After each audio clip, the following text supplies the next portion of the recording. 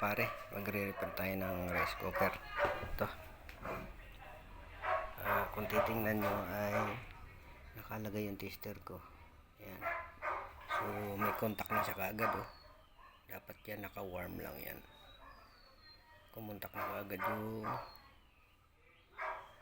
ayan, contact point. So ang gagawin natin ay adjust lang natin to. I-adjust tayo ng tornilyo.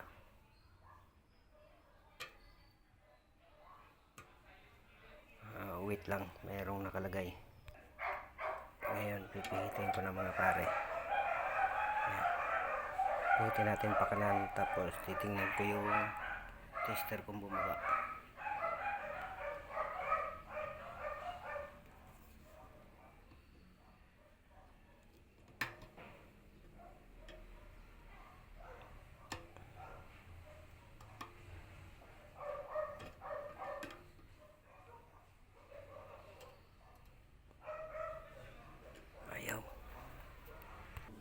So ayaw pa mga pare, ano, sagad na. So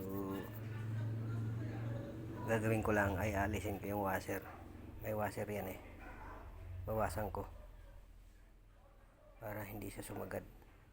Okay, hindi ko na mapapakita, ako lang mag-isa eh. Ayun mga pare, ano. So okay na. Ayun tester ko. Ayan, okay na siya. Ayan. Ito yung inalis ko. Ayan. Para may adjust ko lang yung tornilyo nga. Yun. Okay na siya. So salamat sa panonood mga pare.